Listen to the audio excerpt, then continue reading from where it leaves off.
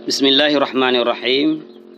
Kita akan membahas tentang yang membatalkan puasa. Walladzi yuftiru bihi shaimu asyarata asya'a. Jadi yang membatalkan puasa itu ada 10. Ini yang harus diketahui oleh setiap orang yang berpuasa ataupun si saim. Karena tidak akan sah puasa seseorang apabila dia tidak mengetahui apa yang membatalkannya.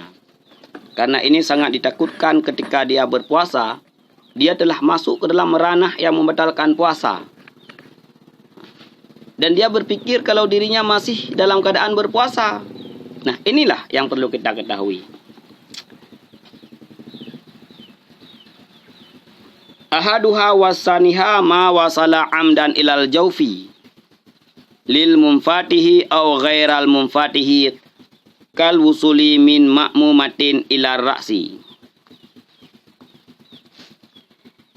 Jadi yang pertama dan yang kedua yang membatalkan puasa adalah sampainya sesuatu ke dalam rongga. Pada manusia itu ada 2 rongga. Ada rongga terbuka dan ada rongga yang tidak terbuka. Rongga yang terbuka adalah 2 lubang hidung, mulut sampai dengan tenggorokan, 2 lubang telinga, 2 lubang puting susu, lubang anus, dan lubang zakar ataupun kubul. Ini apabila masuk sesuatu ke dalam lubang tersebut secara sengaja, maka batal puasanya. Kalau masuk sesuatu ke dalam lubang tersebut secara sengaja, batal puasanya. Termasuk dalam sengaja adalah melakukan hal-hal yang dengan melakukan hal tersebut, masuk sesuatu ke dalam rongga tersebut. Itu pun dianggap dapat membatalkan puasa karena dia telah melakukan hal-hal yang dapat masuk sesuatu ke dalam rongga yang terbuka. Misalnya, menyelam. Dalam mandi, ini ada 3 kategori. Mandi wajib, mandi sunat, dan mandi tabarut. Mandi wajib dan mandi sunat itu dibolehkan mandi dengan tidak terlalu mughalawah, tidak terlalu diberatkan. Misalnya kalau kita menyelam secara normal, ketika telah basah seluruh badan kita sehingga kita telah terakat daripada hadas besar ataupun kita telah dinamai mandi, yaitu basah daripada ujung rambut sampai ujung kaki, maka tidak boleh lagi menyelam. Kalaupun menyelam untuk mandi tabarut ataupun lebih daripada kadar mandi wajib dan kadar mandi sunat, ketika masuk air ke dalam lubang yang terbuka, maka batal puasanya. Itu batal puasanya. Untuk mandi wajib dan untuk mandi sunat, itu dibenarkan selama masih dalam kategori mandi wajib atau dalam mandi sunat. Seseorang yang mandi pakai gayung pada saat menuangkan air dari kepalanya, pada saat mandi wajib ataupun mandi sunat, masuklah air ke dalam lubang telinganya.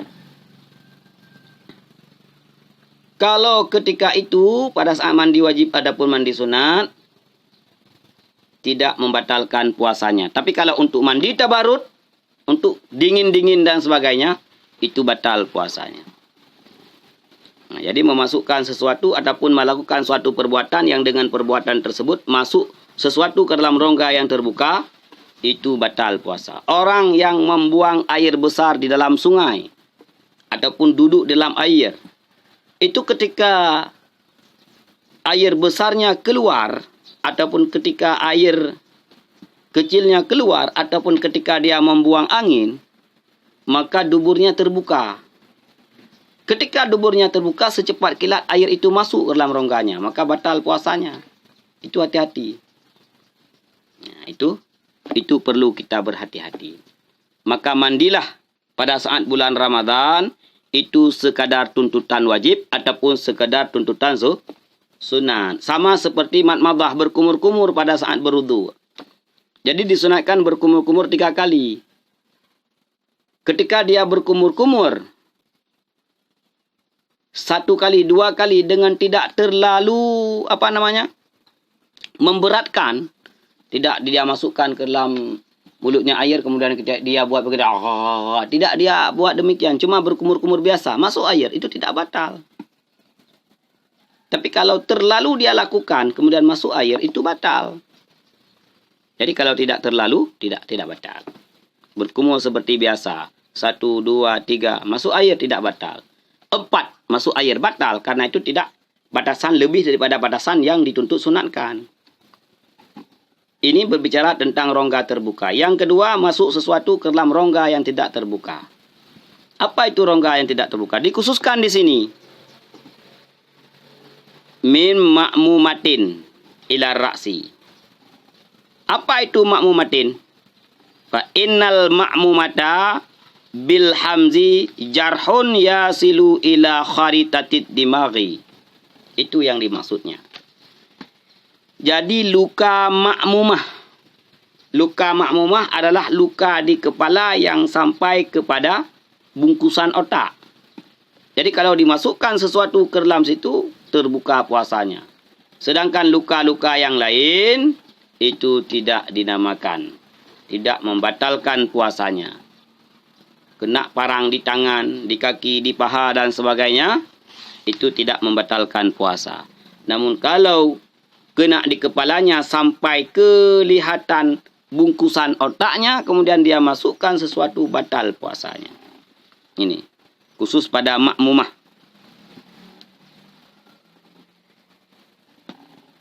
Jadi maksud dalam hal ini adalah wal muradu imsakus saimi an wusuli ainin ila ma yusamma jaufan. Orang yang berpuasa menahan diri agar tidak masuk sesuatu ke dalam rongga. Baik itu rongga terbuka atau rongga tidak terbuka. Amdan secara sengaja. Ataupun makna amdan adalah melakukan sesuatu yang dengan hal tersebut bisa membawa kepada masuknya sesuatu ke dalam rongga yang terbuka. Ini yang perlu kita jaga dan perlu kita berhati-hati dalam melaksanakan puasa Ramadan ini. Yang ketiga yang membatalkan puasa adalah wasalisu al-huknatu fi ahadis sabilaini wa hiya dawaun yuhqinu bihil maridu fi qubulin aw duburin al-mu'abbar anha fil matni bis sabilaini. Jadi yang ketiga yang dapat membatalkan puasa adalah al-huknah. Al-huknah ini adalah dawaun yuhqinu bihil marid. Orang yang sakit itu memasukkan obat ke dalam lubang 2 jalan, yaitu lubang kubul dan lubang dubur. Dia masukkan obat tersebut di dalam zakar, lubang zakarnya, atau di dalam lubang kubulnya yang lubang tersebut sudah dinamakan lubang zahir, bukan lubang batin. Dia masukkan obat. Al-huknah itu membatalkan puasa. Kemudian di dalam duburnya pun dia masukkan lewat daripada batasan zahir, yaitu masuk ke dalam batasan batin. Itu juga membatalkan puasa. Namun dalam Al-Huknah di dalam kitab Bughyatul Mustarsyidin dijelaskan kalau itu sudah dikatakan sama spesialis kesehatan, ahlinya kesehatan, memang mesti kita menuangkan obat ke situ. Karena apabila kita menuangkan obat, sembuh ataupun kurang rasa sakit. Yang rasa sakit tersebut secara adat tidak mampu kita tahan. Ingat, yang sakit tersebut secara adat tidak mampu kita tahan. Maka menuangkan obat ke dalam rongga tersebut itu dinamakan darurat. Darurat tidak membatalkan puasa. Tapi kaitannya adalah telah dikatakan oleh ahli medis. Kemudian memang secara pribadi, secara adat kita manusia, sakit yang demikian rupa itu tidak mampu kita tahan. Nah ini. Kemudian yang keempat. Warrabi'u alqa'u amdan. Wa illam yata'ammad lam yubtil sawmuhu kama sabaka. Yang keempat yang membatalkan puasa adalah muntah secara sengaja. Muntah secara sengaja iaitu melakukan kegiatan yang dapat muntah. Adakala memasukkan jari-jarinya ke dalam tenggorokannya, dia ini goyang-goyang sehingga muntah. Ataupun dia orang yang tidak bisa melihat bangkai. Kemudian di sana ada bangkai. Dia melihatnya hingga muntah. Itu juga membatalkan puasa. Dia telah melakukan hal yang secara kebiasaan kalau dia lakukan itu dia muntah. Ini muntah yang sengaja inilah yang membatalkan puasa. Muntah yang tidak sengaja tidak membatalkan puasa. Dia ghalabah mual dari pagi waktu bangun. Tidak apa-apa. Ketika dia mual, tidak apa-apa. Bahkan dikatakan dalam kitab Furu' Masail, seseorang yang makan sahurnya banyak, minumnya banyak. Kebiasaannya ketika dia makan banyak dan minum banyak, besoknya muntah. Itu pun tidak masalah, tidak membatalkan puasa. Karena dia makan dan minum dalam kategori wilayah yang dibolehkan makan dan minum.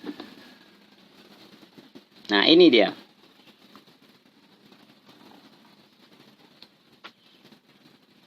Wal khamisu al-wat'u amdan fil farji. Fala yuftiru shaimu bil jima'i nasiyan kama sabaka. Jadi yang kelima yang membatalkan puasa adalah watak hal keadaan sengaja. Watak menggauli istri dengan unsur kesengajaan. Dia tahu kalau dirinya sedang berpuasa, kemudian dia menggauli istrinya. Itu batal. Fil farji. Dalam kemaluan. Walau duburan. Walaupun dalam dubur manusia. Ataupun bukan dalam dubur manusia seperti bahimah. Binatang. Walaupun tidak inzal. Walam yunzil. Walaupun tidak inzal ianya seorang. Jadi menggauli istrinya, watak adalah membatalkan puasa. Ketika hashfah zakar telah masuk melewati ke dalam kubul ataupun ke dalam dubur. Baik kubul ataupun dubur manusia ataupun kubul dubur binatang, batal puasa. Ini sengaja. Dia tahu bahwa dirinya sedang berpuasa dan dia tidak pernah dipaksakan oleh siapapun. Dia lakukan itu. Ini yang membatalkan puasa. Kemudian yang keenam yang membatalkan puasa. Wasadisu al-inzalu wa huwa khurujul mani an mubasyaratin bila jima'in. Muharraman kana ka ihrajihi biyadihi aw ghaira muharramin ka ihrajihi biyadi zaujatihi aw jariyatihi. Wahtaraza bi mubasyaratin an khurujil mani bil ihtilami fala iftara bihi jazman. Yang keenam yang membatalkan puasa adalah khuruj, inzal, keluar mani. Makna inzal adalah khuruj mani, keluar mani. Ini keluar maninya batal puasanya apakah keluarnya dengan jalan yang haram ataupun dengan jalan yang dibolehkan. Jalan yang haram yaitu seperti seseorang mengeluarkan maninya sendiri, onani. Dia melakukan onani. Itu haram hukumnya. Haram. Kemudian dia lakukan, keluar mani, batal. Ataupun secara yang dibolehkan, dikeluarkan oleh tangan istrinya. Itu secara agama dibolehkan. Tetapi karena dia dalam keadaan berpuasa, ketika inzal keluar mani, batal puasanya. Ini yang menjadi batal puasanya. Karena dalam mengeluarkan mani ada dua metode. Metode haram dan metode metode yang dibolehkan, halal, artinya tidak haram.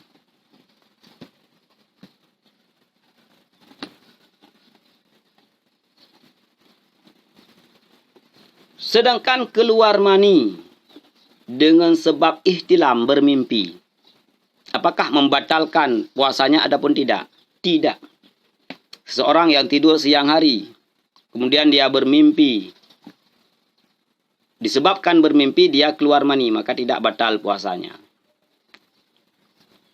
Kalau melihat dan memikirkan, kemudian keluar mani, apakah batal puasanya ataupun tidak? Seorang yang melihat seorang wanita yang berjalan di jalan ataupun di pasar, kemudian dia pikirkan, keluar mani, batal puasanya ataupun tidak? Hukum melihatnya tentu saja haram. Hukum melihat wanita ajnabi secara zahir mata itu hukumnya haram. Kalau dirinya adalah seorang laki-laki yang kebiasaan, kalau melihat wanita ataupun memikirkannya keluar mani, maka ketika itu batal puasanya. Kalau secara kebiasaan adatnya dia, kalau melihat ataupun memikirkan keluar mani, maka ketika itu dia melihat dan memikirkan, batal puasanya. Kalau adatnya demikian. Sama seperti menonton film-film yang tidak senonoh. Kalau kebiasaannya dia menonton dan inzal keluar mani, maka ketika dia menonton dan inzal keluar mani, batal puasanya. Ini tidak berbicara pahala puasa dulu. Kita berbicara ranah puasanya, masih diakui puasanya secara syariat ataupun tidak. Namun kalau dirinya secara kebiasaan, kalau melihat ataupun memikirkan tidak keluar mani, namun pada hari itu keluar, ini tidak batal puasanya, karena tidak berlaku adat. Dikira berlaku adat, 3 kali dia lakukan masih keluar mani, maka dia dikategorikan orang yang beradat apabila melihat sesuatu dan memikirkan sesuatu keluar mani. Nah, ini dia. Jadi kalau bermimpi, jazam para ulama mengatakan tidak membatalkan puasanya apabila ihtilam, keluar mani dalam keadaan bermimpi.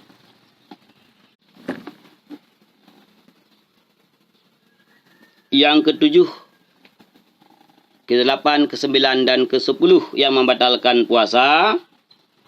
Was-sabi'u ila akhiril 'asharati al-haidhu wan nifasu wal junubu wal jununu wariddatu. Fa mata tara'a syai'un minha fi asna'is saumi abtalahu. Jadi yang ke-7 yang membatalkan puasa adalah haid. Ini bagi perempuan. Maka ketika dia berpuasa datang haid, batal puasanya. Nifas juga batal puasa. Junun, gila, ini pun batal puasanya.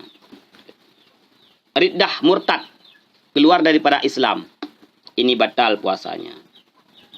Famata tara'a syai'un, kapan-kapan datang sesuatu ini. Datang haid, datang nifas, datang gila, datang murtad. Maka ketika dia berpuasa pada siang hari yang itunya datang pada siang hari, batal puasanya. Ini yang jadi masalahnya murtad. Bagaimana kategori murtad? Sebab seorang terjadi murtad dengan 3 perkara. Daripada i'tikad, daripada perbuatan dan perkataan.